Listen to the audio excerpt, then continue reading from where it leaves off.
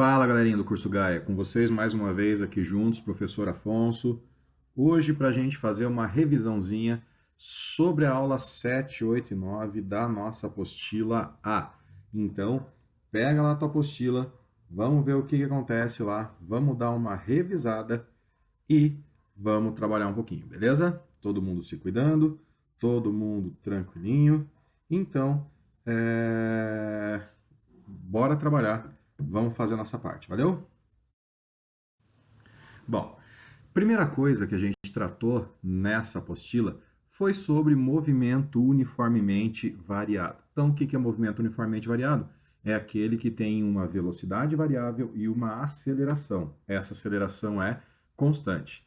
A primeira equação que a gente tinha para esse tipo de movimento era a equaçãozinha lá da função horária da posição, que dizia posição final é igual a posição inicial mais velocidade inicial vezes tempo mais at ao quadrado sobre 2. Então, o que acontece? Se você analisar, essa equação, ela é, na verdade, uma equação do segundo grau. Por quê? Repara aqui numa coisa. Ó, equação do segundo grau, ax ao quadrado sobre 2. A aceleração, t ao quadrado sobre 2. Ax ao quadrado que não é sobre 2, desculpa. Então, o que acontece? O termo ao quadrado que me dá o grau da equação, na frente dele tem um a. Então, a função desse a, que aqui é um termo, tá? Aqui, ó, nessa equação é um termo, mas nesse caso é de aceleração, ele vai servir para mim para saber uma coisa bem importante quando fala de gráficos. Então, vamos lá. E está aqui a resposta. Quando a gente fala de gráficos, o que acontece? A aceleração maior do que zero, aceleração positiva, concavidade do gráfico para cima. A aceleração menor do que zero, aceleração negativa, concavidade do gráfico para baixo. E outra coisa muito importante é aqui, ó, no vértice do gráfico, aonde a velocidade é igual a zero, porque é o ponto que ele vai ter inversão do movimento. Então, aqui, velocidade igual a zero. Guarda essa informação, que isso é bem importante para a gente. Exemplo de um diagrama. Então, dada a função horária 12 mais 4t menos t ao quadrado com unidades no SI, temos a aceleração é menos 2, tá? Por que menos 2, Afonso? Aqui não aparece nada, porque lembra que o termo na frente do t ao quadrado está sobre 2. Então, quem que eu posso colocar aqui para ficar 1, para aparecer 1? Então, é 2 sobre 2, que dá 1, fica só t ao quadrado. A minha aceleração tem um valor negativo, porque a concavidade é para baixo, tá? Ó, minha parábola é desse jeito, então minha aceleração é para baixo. As outras informações são posição inicial 12, então tá aqui, ó, gráfico da posição 12. Velocidade inicial 4 metros por segundo ao quadrado, então isso foi falado lá no exercício. A outra equação que é bem importante da gente lembrar é a tal da equação de Torricelli. E a equação de Torricelli, ela tem uma particularidade que é muito, muito importante da gente lembrar, que é o seguinte: na equação de Torricelli, a gente não tem a grandeza tempo. Então, ela é muito importante nesse sentido. O que aparece na equação de Torricelli? Então, você vai ter velocidade final ao quadrado, que é igual a velocidade inicial ao quadrado, mais 2 vezes a aceleração vezes a distância, tá? Então, ela é muito importante exatamente nisso. Tem até aquele memezinho na internet, né, que só físico que entende ou que gosta, que fala, a mulher chegou para o Einstein e falou para o Einstein que ela não tinha mais tempo. Ele falou, não, tudo bem, então, use a equação de Torricelli. Sim, eu sei que é sem graça, beleza? Bom, então vamos fazer um exercíciozinho ali para ver qual que é, para ver o que acontece.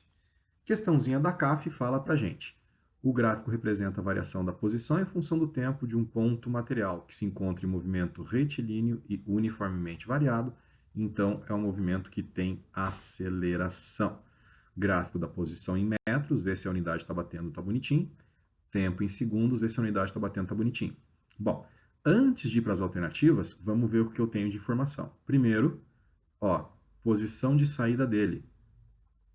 Posição inicial, 1 metro. Aqui, ó, na posição 2,5 e no instante 2. O que eu tenho aqui? A inversão do movimento, lugar onde a velocidade é zero. Gráfico da concavidade para baixo, quer dizer que a minha aceleração é negativa, ou a aceleração menor do que zero. Você que, né, veja o que você achar melhor. E aqui, num instante que eu ainda não sei, eu tenho a posição final, que é a posição igual a zero. Não é o instante 4, que está um pouquinho mais para frente, tá? Mas vamos ver o que eu sei então. A minha velocidade, né? A minha velocidade inicial, ela é positiva, tá? Velocidade inicial é maior do que zero, é positiva, porque o cara saiu do 1 e está indo até a direção 2,5. Então, ele começou indo para frente, movimento progressivo, tá? Então, eu tenho essa informação. O que mais que eu tenho? Posição inicial, que é 1, já falei, aceleração negativa. E no instante 2, ele inverte sentido. Então, vamos lá ver as alternativas, ver o que acontece. Letra A velocidade inicial é negativa. Não, a velocidade inicial é positiva. Letra A está falsa. A aceleração do ponto material, ela é negativa. Bom, pelo gráfico da concavidade, eu consigo determinar isso, tá? Então, pelo gráfico da concavidade, eu consigo perceber que realmente a aceleração desse cara, ela é negativa, perdão. Então, essa está falsa, tá? Falsa também. Letra C. O ponto material parte da origem das posições. Gente, a origem de uma trajetória é sempre o ponto zero. Isso aqui é a origem. E esse cara não está saindo do zero, ele está saindo do 1. Então ele não está saindo da origem. Ele está saindo da posição 1. Essa também está falsa. No instante 2, a velocidade do ponto material é nula. Instante 2, vai para o gráfico, olha ali, velocidade do cara a zero, porque ele muda, né, a direção. Então, o que está acontecendo? Essa daqui está bem interessante, mas vamos deixar ela aqui, vamos ler a última. A gente nunca faz muito rápido para não ter perigo de marcar errado, porque a gente se distraiu. No instante 4 segundos, o movimento do ponto material é progressivo. No instante 4 segundos, se eu analisar, na trajetória, ele está voltando. Ó, ele está indo para contra a trajetória. Ó, ele está saindo 2,5 e está indo parar no zero. Então, ele está voltando. Então, o movimento não é progressivo, o movimento é retrógrado.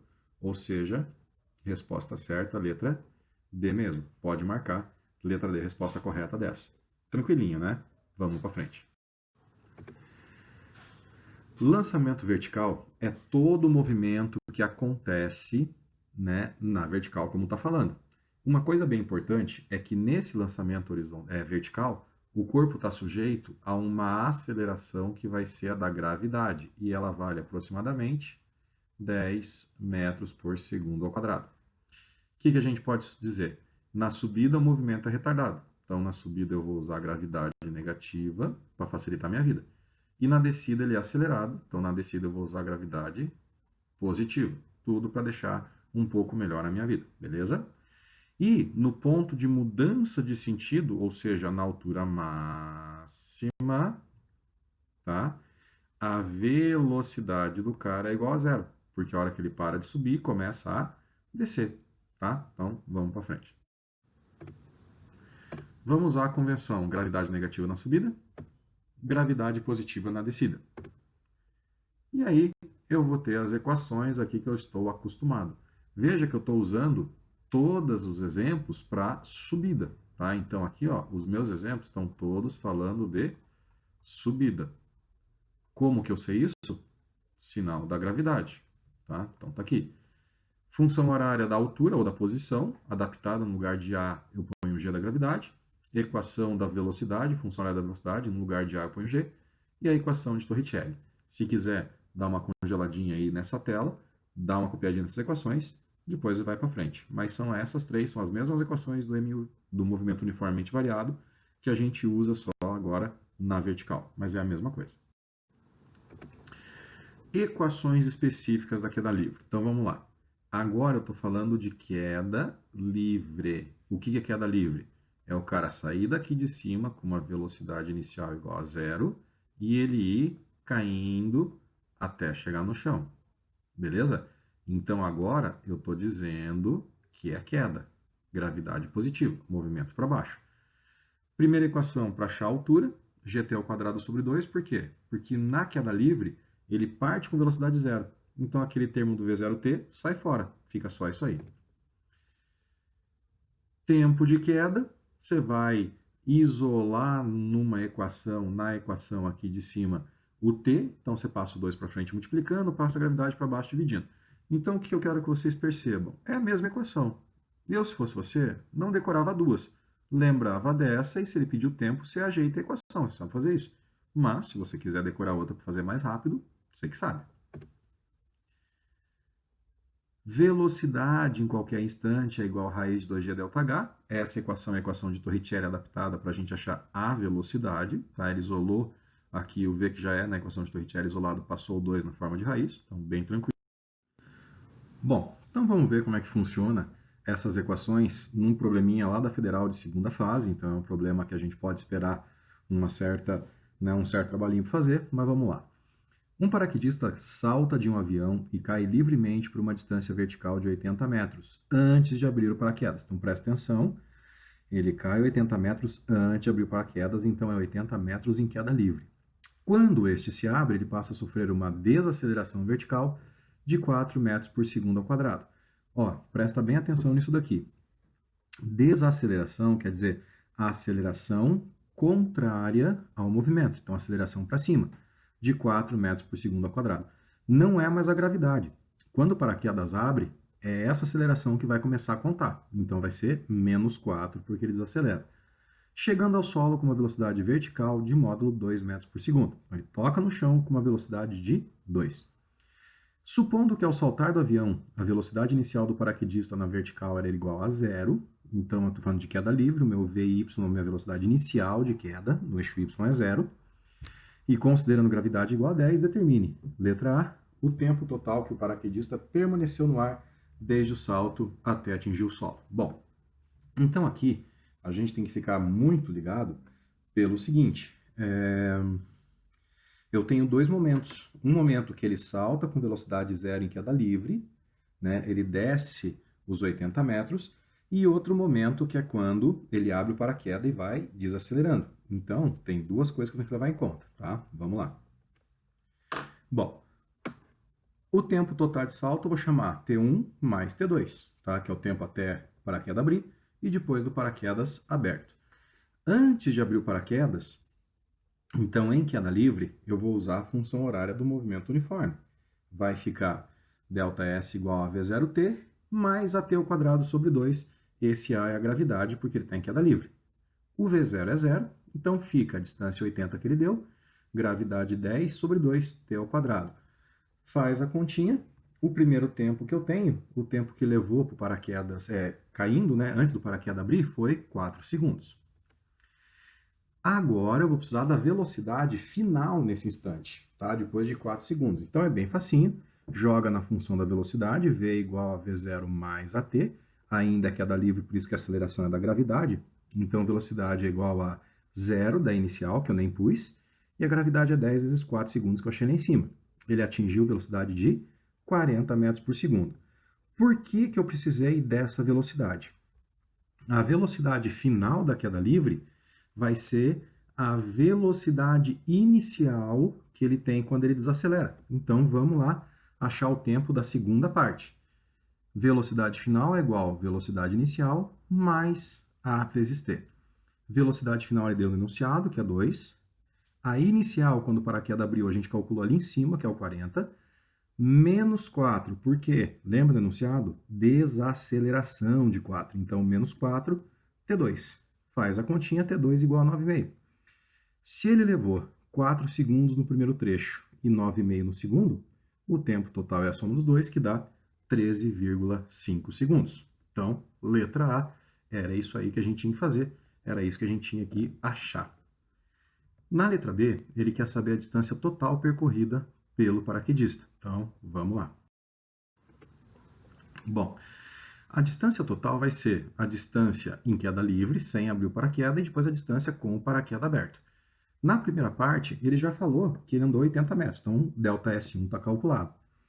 Para o segundo momento, eu jogo em Torricelli, velocidade final inicial ao quadrado, mais 2A ΔS2.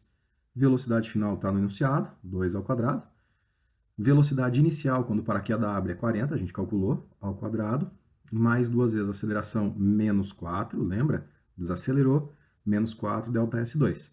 Você vai fazer a conta, vai dar 199,5 metros. Mas o que acontece? Ele já tinha dado 80, mais 199,5 vai dar 279,5 metros. Complexo, cheio de detalhe, mas prestando bastante atenção, dá para fazer.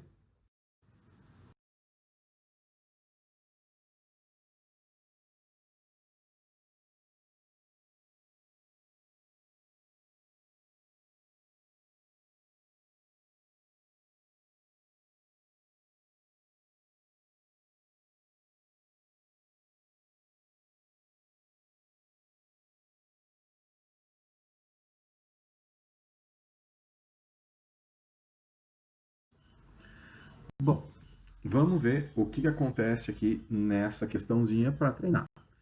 Uma pequena pedra P em repouso é abandonada de um ponto localizado a uma certa altura H em relação ao solo. Então, a altura H em relação ao solo e a pedrinha é abandonada, quer dizer que a velocidade inicial dela é zero. Simultaneamente, uma bolinha B é lançada horizontalmente em outro ponto situado à mesma altura. Então, a pedrinha P, ela vai fazer simplesmente isso daqui, ó. Ela vai cair. E a pedrinha B, ela vai fazer isso daqui.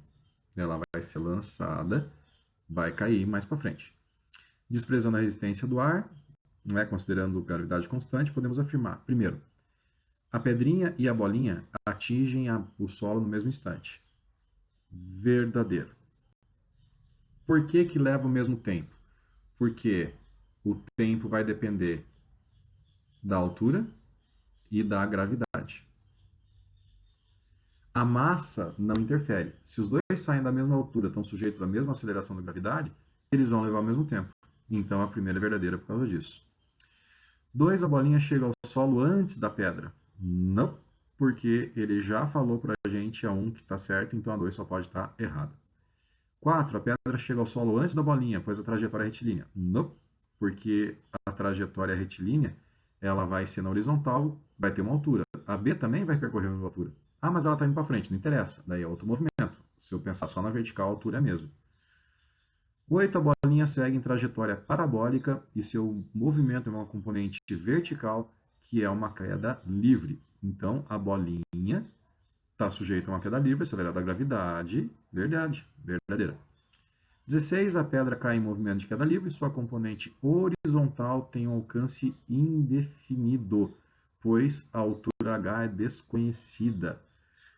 A pedra ela tem um alcance indefinido. Não, o alcance dela é zero, porque ela cai em linha reta. Ela só cai, ela só vai para baixo. Então a 16 está falso. Tá? Deixa eu riscar aqui em cima. Então a nossa soma vai dar a 1 e a 8, que deu 9. Beleza? Simples assim, tranquilo? Uma coisa importante para você lembrar nessas questões que envolvem isso daí é que não interessa a massa, não interessa o alcance. Para a queda, só vai me interessar a altura e a aceleração, tá? E assim funciona bem direitinho. E é isso aí, gurizada.